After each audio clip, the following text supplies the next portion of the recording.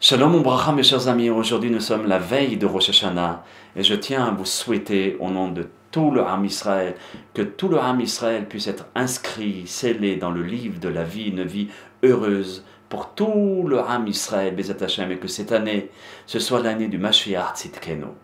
Dans cette veille de Rosh Hashanah, je vais vous parler du lendemain de Rosh Hashanah. Le lendemain de Rosh Hashanah, c'est le Tzom Gedalia, ça veut dire dimanche. Nous avons l'habitude de jeûner, car il y a eu un malheur dans le peuple d'Israël ce jour-là.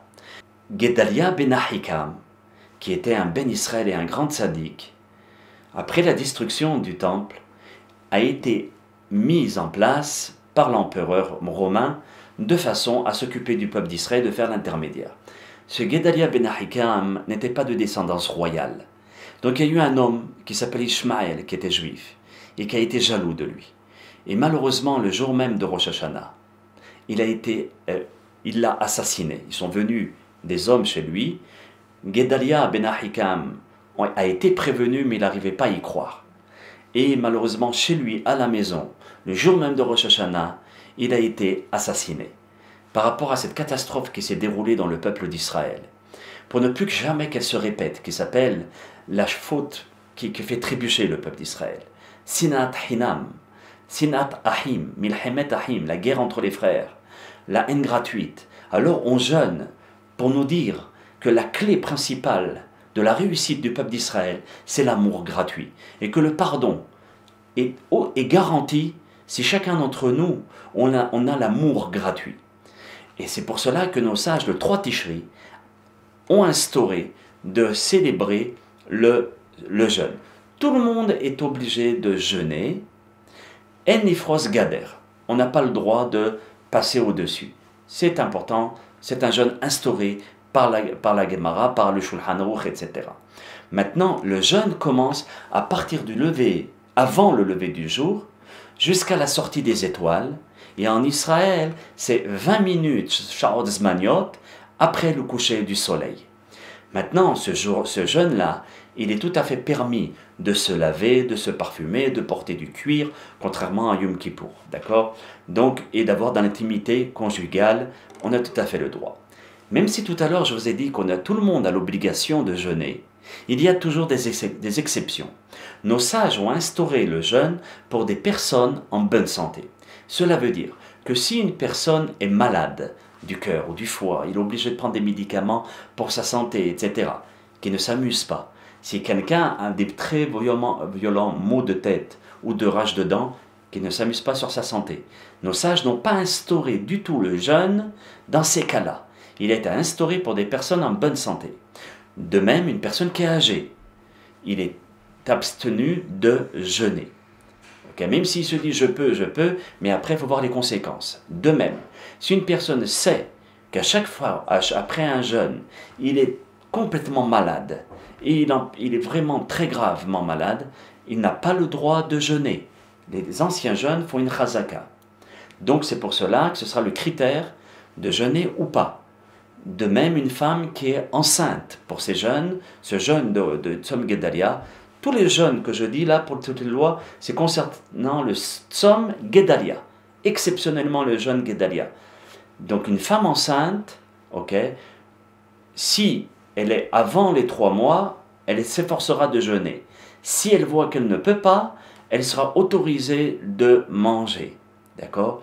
Elle mangera le strict minimum pour le vlad, pour le bébé. Pas des friandises ou des gâteaux, des bonbons, des chocolats.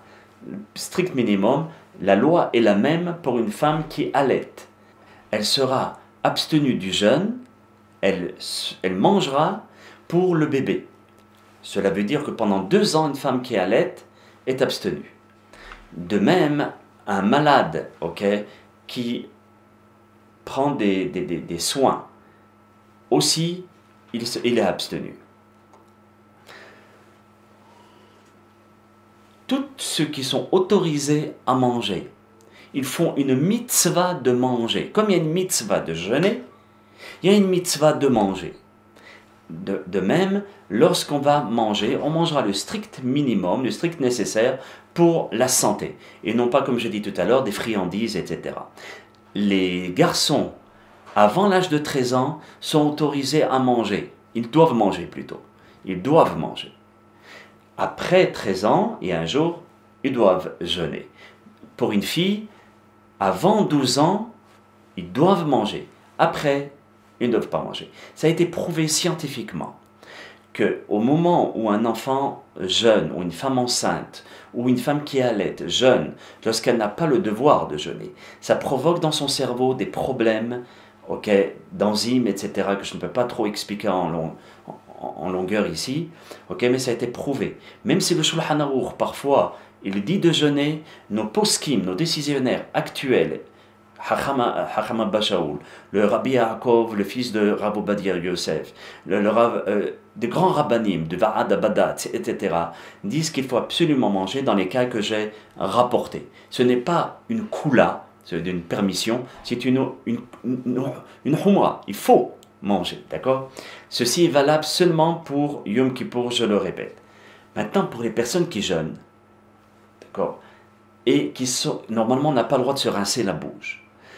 Il est évident que si on est hysténis, cela veut dire sensible, et on ne peut pas supporter la mauvaise haleine que nous avons dans notre bouche, il sera autorisé de se brosser les dents. On mettra moins que réveillite, 86 milligrammes dans la bouche, et on boira de cette manière. C'est-à-dire on ne lèvera pas la tête pour faire passer le produit vers la gorge. D'accord? Donc on baissera la tête et on se lavera les dents, la tête baissée, pour ceux qui sont allergiques ou bien sensibles. De même, il ne faudra pas prendre de chewing-gum avec un goût aromatisé ou bien avec du sucre le jour du jeûne. Un chewing-gum, il n'y a pas de sucre ni de goût, est autorisé. Le fait de faire venir la salive. Malheureusement, pour ceux qui fument, bien que nos décisionnaires disent que c'est interdit de fumer, sont autorisés de fumer le jour du jeûne, bien que c'est très mauvais pour la santé. Même un marié qui s'est marié pendant la semaine avant Rosh Hashanah devra aussi jeûner s'il est en bonne santé, de même sa kala. L'aphorisme du jour, l'aphorisme du Maharal de Prague, Zechor Tzadik Kadosh Lebracha, il nous dit ainsi: la chute extraordinaire d'Israël, malheureusement, cette chute-là est la preuve même de son élection et de son niveau particulier. Un général de l'armée française a dit la même phrase lorsqu'il a vu le peuple d'Israël pleurer le soir de Tisha B'Av.